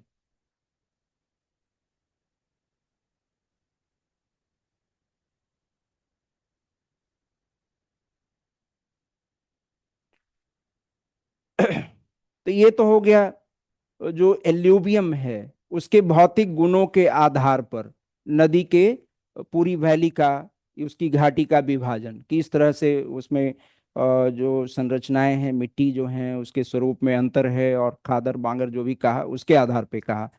अब जो है इसके विस्तार को देखते हुए, यानी प्रादेशिक आधार पर, प्रादेशिक आधार पर, या अंग्रेजी में शब्द है रीजनल बेसिस, रीजनल बेसिस पर भी इस मैदान के कई भाग बताए जाते हैं, है ना। प्रादेशिक विभाजन करते हैं इस मैदान का। पूरा मैदान एक जैसा नहीं है, किसी की ढाल इस ओर है, किसी की ढाल पूरब की ओर है, किसी की ढाल पश्चिम की ओर है, ठीक है ना। फिर उसमें जो लैंड फॉर्म्स पाए जाते हैं उसमें भी थोड़ा बहुत फर्क रहता है। फिर अलग अलग प्रदेशों का क्लाइमेट, वेजिटेशन, ये सब डिफरेंट होता है। तो उन सब चीजों को ध्यान में रखते हुए प्रादेशिक विभाजन भी किया जाता है मैदान का। उत्तर का जो ये विशाल मैदान है, प्रादेशिक आधार पर इसको चार भाग में बांटते हैं। पहला, राजस्थान का मैदान, राजस्थान प्लेन। दूसरा, इस मैदान का एक हिस्सा, अभी उस पे आएंगे राजस्थान प्लेन कौन सा है। दूसरा, पंजाब हरियाणा का मैदान, है ना, पंजाब प्लेन, पंजाब हरियाणा प्लेन। तीसरा जो है गंगा का मैदान, गंगा प्लेन। चौथा, ब्रह्मपुत्र का मैदान,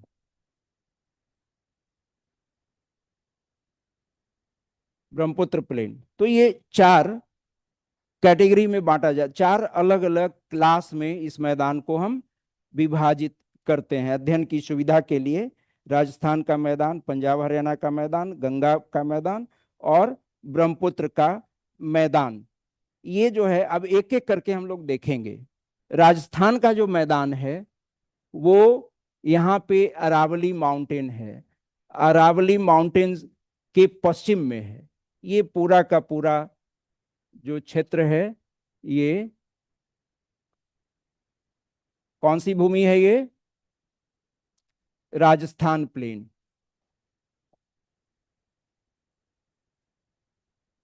राजस्थान प्लेन जो है इसका आधा हिस्सा उधर है, पाकिस्तान में है, ठीक है। राजस्थान प्लेन इंडस नदी के तट तक है, लेकिन इसी बीच भारत पाकिस्तान की सीमा गुजरती है ना। ये बॉर्डर है इंडिया पाकिस्तान का, ये बॉर्डर है। तो इधर पाकिस्तान हो गया। इस मैदान को समझ लीजिए कहां से कहां तक है, भारत पाकिस्तान के बॉर्डर से लेके, और यहां पर ये अरावली माउंटेन है, ठीक है। अरावली, इस तरह से ये अरावली है। थोड़ा और इधर यहां तक ले लें, ये अरावली है। तो इन दोनों के बीच में है अरावली पर्वत, और भारत पाकिस्तान की सीमा के बीच में ये मैदानी हिस्सा है।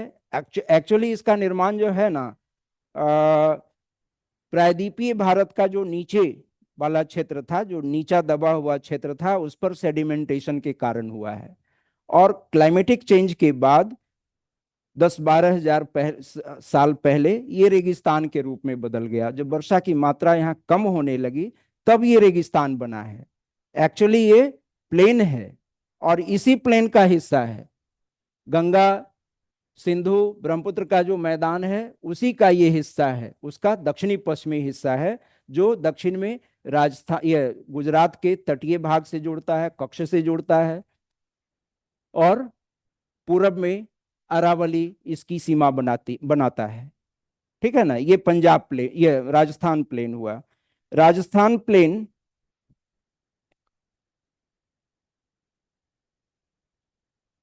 में भी दो पार्ट हैं।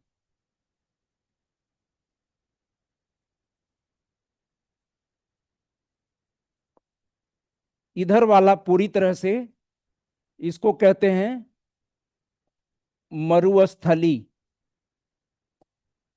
पश्चिमी भाग जो है मरुस्थली कहते हैं। पॉपुलर नेम इसका क्या है इस मैदान का? थार मरुस्थल। ठीक है ना। थार मरुस्थल भी इसी मैदान का ये हिस्सा है, मरुस्थली इसको कहते हैं। और मरुस्थली, इसके पूरब वाले हिस्से के बीच में विभाजक रेखा 25 सेंटीमीटर की समवर्षा रेखा है। समवर्षा रेखा के बारे में पता है? 25 सेंटीमीटर से ज्यादा जहां वर्षा होती है, 25 सेंटीमीटर से कम वाला जो हिस्सा है उसको मरुस्थल मानते हैं। भारत का ये हिस्सा जहां 25 सेंटीमीटर से भी कम वर्षा होती है वो थार डेजर्ट वाला इलाका है। लेकिन इसका मतलब ये नहीं कि पास वाला इलाका इलाका जो है वो मरुस्थल नहीं है। इसे पूरब, थोड़ा दक्षिण, उत्तर वाला हिस्सा भी मरुस्थलीय ही है। लेकिन वर्षा की मात्रा वहां 50 सेंटीमीटर से, सॉरी, 25 से 50 सेंटीमीटर तक होती है। तो ये इलाका तो एकदम शुष्क है, और ये इलाका जो है अर्ध शुष्क है। पूरब वाला जो आप देख रहे हैं ना, ये अर्ध शुष्क रेगिस्तान है, उसकी तुलना में थोड़ी वर्षा ज्यादा प्राप्त करने के कारण। ठीक है ना। और सबसे कम वर्षा प्राप्त करने वाला क्षेत्र जो है ये मरुस्थली। इसको कहते हैं, इसका नाम है राजस्थान बांगर। इसमें एक हो गया मरुस्थली, और दूसरा इसका जो क्षेत्र है राजस्थान बांगर। बांगर यानी ओल्ड एल्यूवियम से बना हुआ मैदान, पुराने जलोढ़ मिट्टी से बना हुआ मैदान। ठीक है। तो अरावली और भारतीय सीमा तक जो क्षेत्र है इसको दो पार्ट में बांट दीजिए।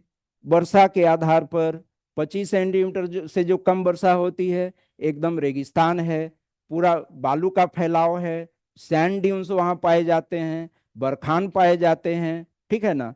वनस्पति का बहुत अभाव है। उससे लगा हुआ जो पूर्वी भाग है जिसको राजस्थान बांगर कहा जाता है, ये अर्ध शुष्क मरुस्थल है।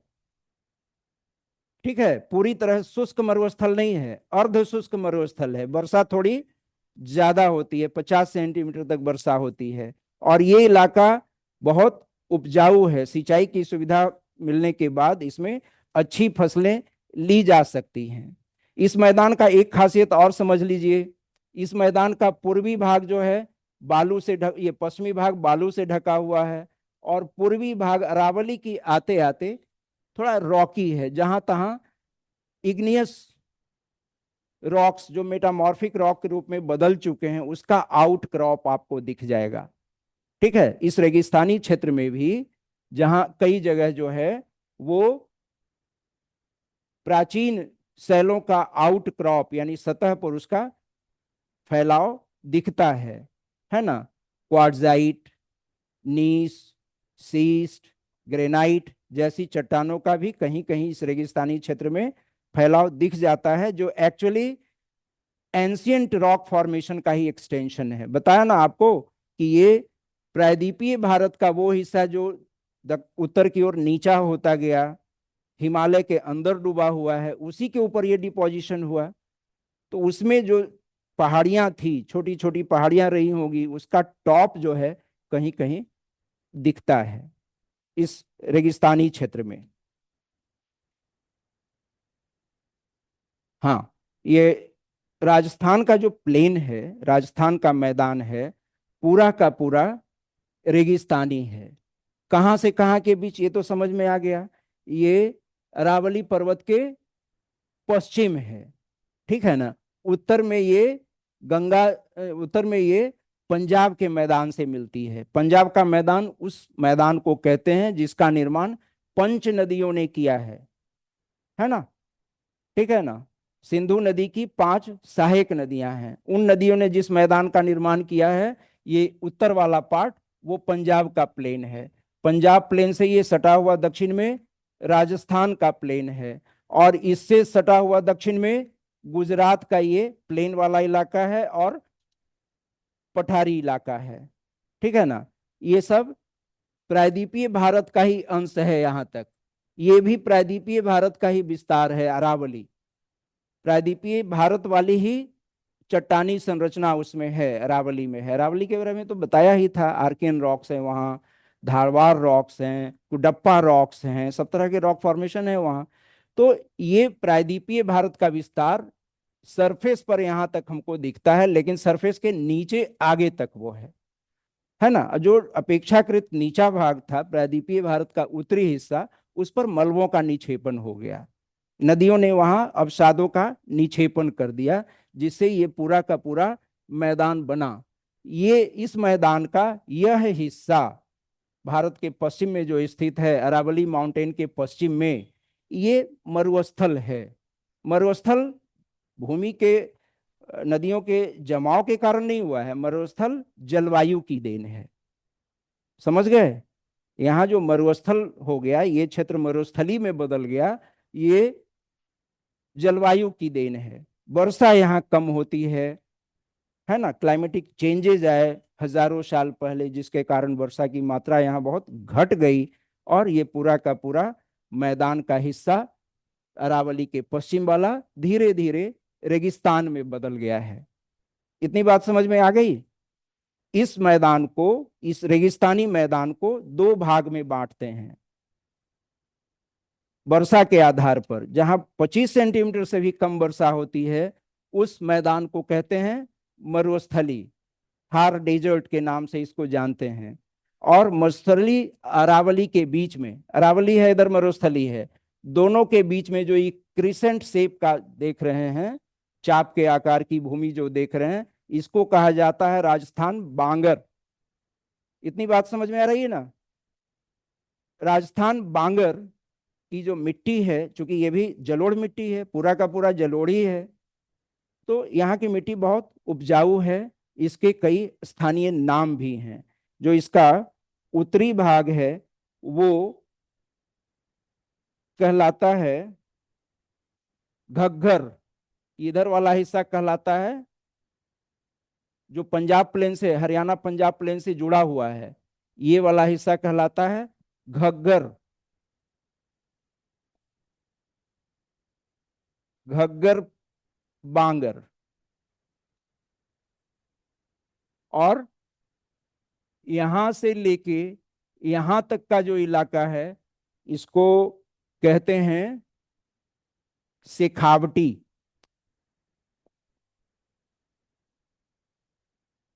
ये हमने खींच दिया लाइन। जो पंजाब प्लेन से लगा हुआ इलाका है, उसको कहते हैं घग्गर बांगर या घग्गर प्लेन। ठीक है ना। पंजाब और हरियाणा का बॉर्डर वाला ये इलाका है घग्गर। घग्गर एक नदी है जो वहां से बहती है, उसी नदी के नाम पर इस प्लेन का नाम हो गया घग्गर प्लेन। राजस्थान बांगर का उत्तरी भाग है ना। राजस्थान बांगर का उत्तरी पूर्वी और पूर्वी भाग जो है, इसको कहा जाता है शेखावटी। शेखावटी प्लेन, शेखावटी मैदान। भैरव सिंह शेखावत इसी क्षेत्र के रहने वाले थे। शेखावती, शेखावटी नहीं, शेखावती शब्द है ना। शेखावती, शेखावती क्षेत्र के रहने वाले थे, इसलिए उन्होंने अपना टाइटल बनाया शेखावत। समझ गए।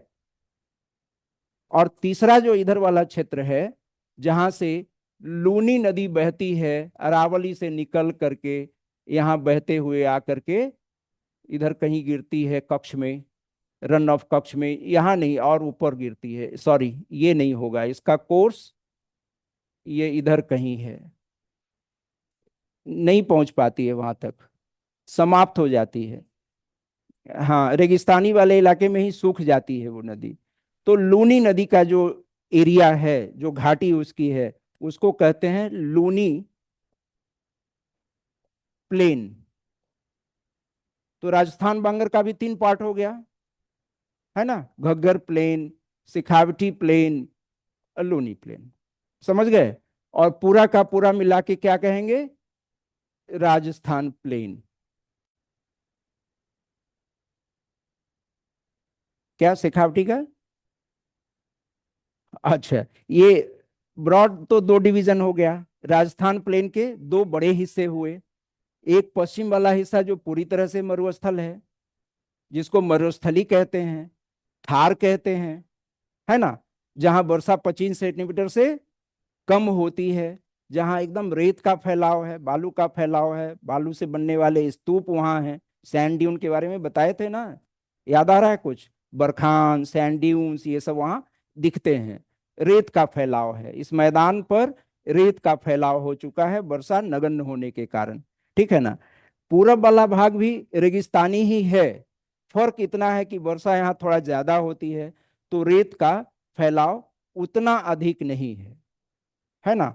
और पानी चूंकि ज्यादा यहाँ है, 50 सेंटीमीटर तक वर्षा हो रही है राजस्थान बांगर वाले क्षेत्र में, तो ये उसकी तुलना में अधिक उपजाऊ है। ठीक है। इसके तीन अलग अलग छोटे छोटे क्षेत्र बताए जाते हैं।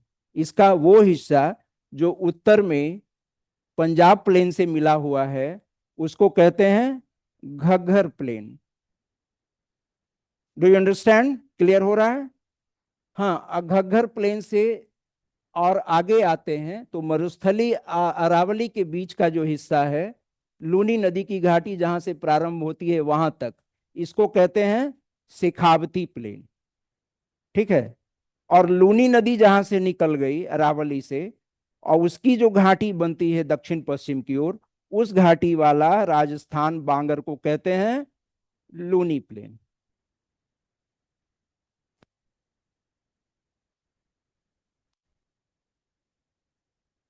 तो ये समझ गए पश्चिमी मरुस्थलीय जो प्लेन है, मैदान है, उसके बारे में। इस पूरे मरुस्थलीय क्षेत्र में इनलैंड ड्रेनेज पैटर्न पाया जाता है ना। अंतः प्रवाही अपवाह तंत्र, कहने का मतलब कि नदियां यहाँ समुद्र तक नहीं पहुंचती, कोई झील है ना, और उसमें जा करके चारों तरफ से अंतः प्रवाही नदियां इस तरह से होती हैं। आसपास पहाड़ी क्षेत्र होता है, और बीच के क्षेत्र में नदियां, ऐसे कई नदियां हैं जो अंदर की ओर बहती हैं। नहीं, पूरे प्लेन में है। राजस्थान प्लेन जो है ना, पूरे में, पूरे को मैंने कहा कि रेगिस्तान ही है, लेकिन रेगिस्तान के मतलब बालू के फैलाव में थोड़ा फर्क है, इस आधार पर दो भाग में बांटा है ना। पूरे रेगिस्तानी क्षेत्र में इस तरह के इनलैंड ड्रेनेज पैटर्न बनाए जाते, ये पाए जाते हैं। मतलब यहाँ की नदियां बाहर नहीं निकल पाती, रेगिस्तानी क्षेत्र में ही किसी बड़े झील में जाकर मिल जाती हैं। इस तरह के ड्रेनेज पैटर्न को, नदियों के बहाव के तंत्र को कहते हैं इनलैंड ड्रेनेज पैटर्न। यहाँ की नदियां इनलैंड ड्रेनेज पैटर्न बनाती हैं। एक तो है कि रेगिस्तान में नदियां बहुत कम हैं, है ना। पास के जो पहाड़ी क्षेत्र हैं, खासकर अरावली से लगे हुए क्षेत्र हैं, या कहीं पर आर्कियन रॉक्स का आउटक्रॉप है, वहां पे इस तरह के फीचर्स मिलते हैं। ठीक है ना। तो इस तरह का जो क्षेत्र होता है उसको कहते हैं बोलसन, पहाड़ों से घिरा हुआ वो क्षेत्र जहां नदियां केंद्र की ओर आती हैं, बीच के लोलैंड की ओर ही आती है, पानी वहीं छोड़ती हैं, समुद्र की ओर वो नहीं बह पाती। इस तरह के क्षेत्र को कहते हैं बोलसन। डेजर्ट लैंडफॉर्म्स याद आ रहा है? एरिड लैंडफॉर्म्स पढ़ाए थे तो ध्यान में आ रहा है? बोलसन।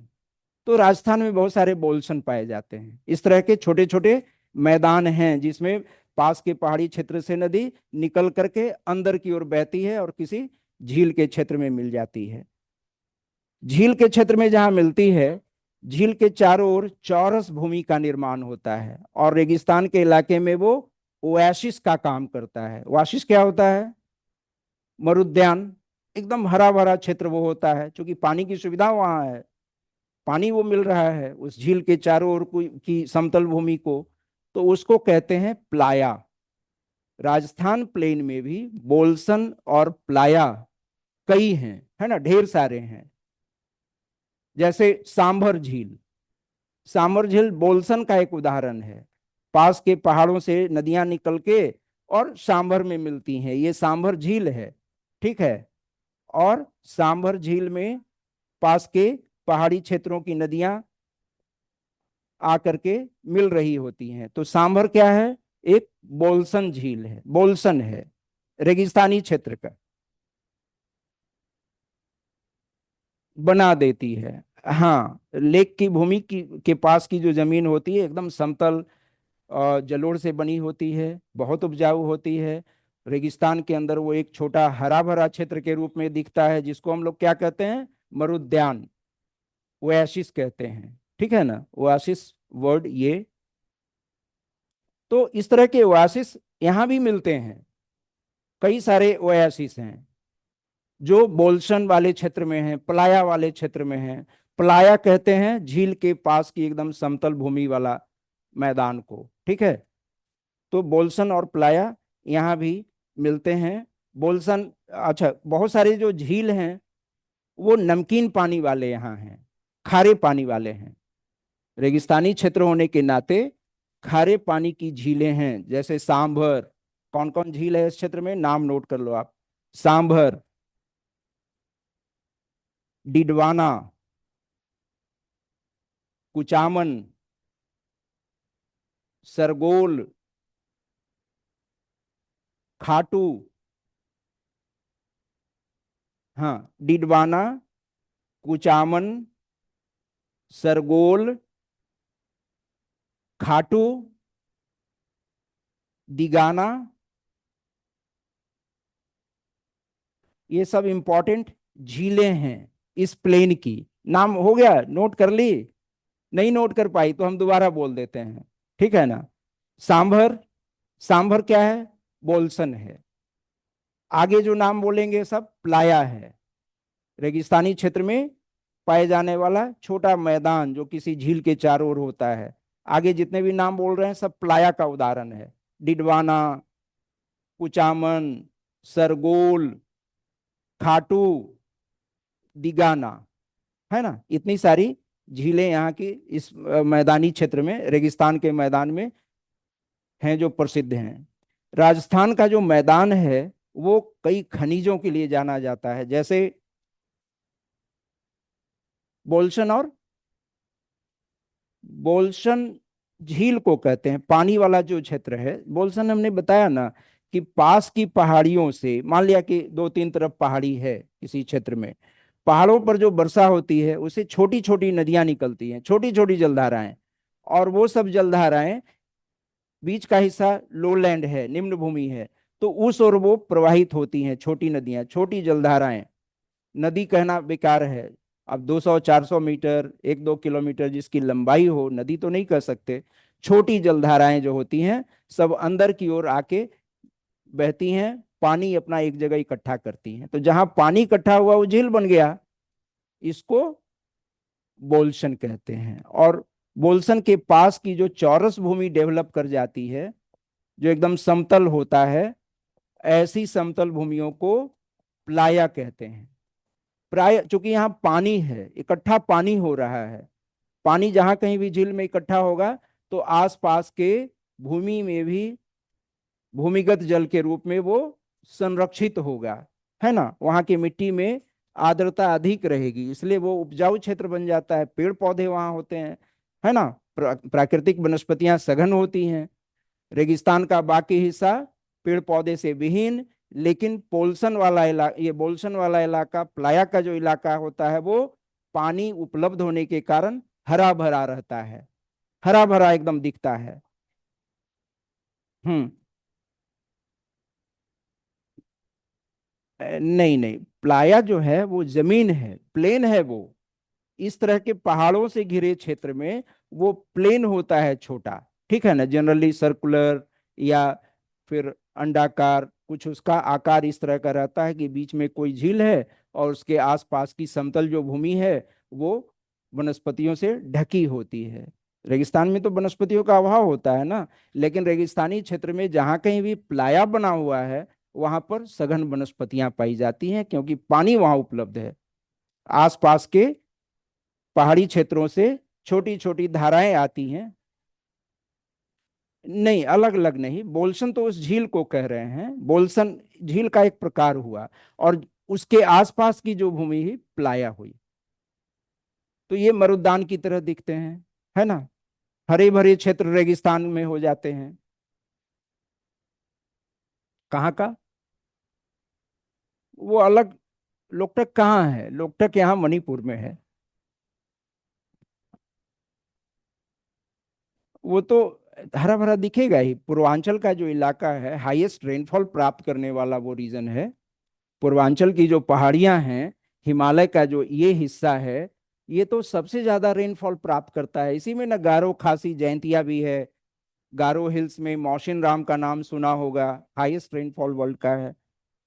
वहां पानी का तो अभाव है नहीं, सर्वाधिक वर्षा वाला क्षेत्र है वो। मैं ये कह रहा हूं कि रेगिस्तानी क्षेत्र में जहां वर्षा नगण्य होती है, पूरे क्षेत्र में 50 सेंटीमीटर से भी कम, और इसके क्षेत्र में भी देखें, एक पश्चिम वाला जो इलाका है जिसको मरुस्थली लिखा गया, वहां 25 सेंटीमीटर से भी कम। ऐसे नगण्य वर्षा वाले क्षेत्रों में भी कुछ हरे भरे इलाके आपको मिल जाएंगे। उनको मरुद्यान कहते हैं। ये मरुद्यान कहाँ होते हैं? जनरली प्लाया वाले इलाके में होते हैं, बोल्सन वाले क्षेत्र में होते हैं। राजस्थान में भी ऐसे फीचर्स दिखते हैं। ये जो राजस्थान प्लेन है, खनिजों के लिए भी प्रसिद्ध है, ठीक है ना। यहाँ पर खनिज तेल, मिनरल ऑयल यानी पेट्रोलियम, जिप्सम और नमक प्रमुख खनिज है यहाँ का। जिप्सम, नमक, खनिज तेल। रेगिस्तान की मिट्टी जो है, आपको हमने बताया, ये जलोढ़ मिट्टी वाले ही मैदान हैं। रेगिस्तान इसलिए बदल गए कि फेवरेबल क्लाइमेट नहीं है वहां का, वर्षा बहुत कम होती है, जलोढ़ के मैदान हैं, ठीक है ना, जलोढ़ से बने हुए हैं। तो जब कभी भी सिंचाई सिंचाई की सुविधा मिलती है, तो ये रेगिस्तानी भूमि में भी तमाम तरह की फसलें उपजाई जा सकती हैं। सिंचाई की अगर सुविधा मिल जाए, पानी खेतों तक वहां तक पहुंचा दिया जाए, तो यहाँ की भूमि उर्वर बन जाती है। सरकार ने एक नहर बनाया है राजस्थान के इस डेजर्ट तक पानी पहुंचाने के लिए। वो सतलज नदी का पानी नहर के माध्यम से यहाँ तक पहुंच रहा है इस इलाके में। तो उसका नाम है इंदिरा गांधी कैनाल, ठीक है ना, इंदिरा गांधी नहर। अब ये देखो कि ये जो प्लेन है राजस्थान के किन जिलों में आता है, थोड़ा उसको भी बता दें। ये अरावली के पश्चिम का जो रेतीला मैदान है, अब विभाजित करके नहीं देखना है, राजस्थान और पाकिस्तान बॉर्डर के बीच का ये जो रेतीला मैदान है, मुख्य रूप से राजस्थान में पड़ता है। राजस्थान के बाड़मेर, जैसलमेर, बीकानेर, जोधपुर, गंगानगर, हनुमानगढ़, जालोर, पाली, सिरोही, चूरू, सीकर और झुंझुनू। नाम सुना हुआ है झुंझुनू? नहीं। अच्छा, ये इतने जिले पड़ते हैं रेगिस्तानी, ये पश्चिमी रेगिस्तानी मैदान में, राजस्थान प्लेन में। हाँ, फिर से मैं बोल रहा हूं, जिसका छूट गया हो नोट करो। बाड़मेर, जैसलमेर, बीकानेर, जोधपुर, गंगानगर, हनुमानगढ़, जालोर, पाली, सिरोही, चूरू, सीकर, चूरू के बाद सीकर, और लास्ट हमने कहा झुंझुनू। झुंझुना नहीं, झुंझुनू। तो ये सब जिले जो है राजस्थान प्लेन वाले जिले हैं, है ना, अरावली के पश्चिम वाले जिले हैं जिसमें ये रेगिस्तानी मैदान का विस्तार है।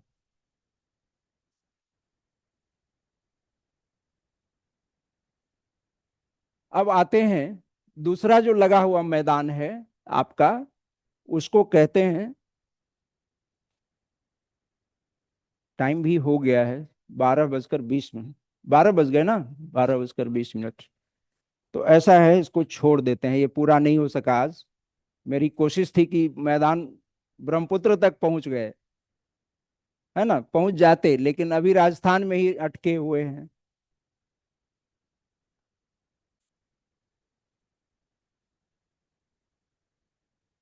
कोई सवाल इससे जुड़ा?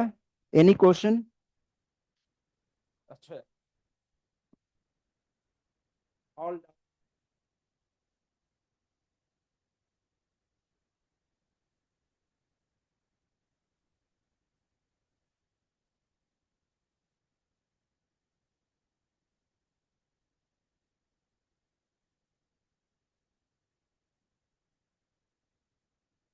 मैं एक क्वेश्चन सेट बना देता हूँ।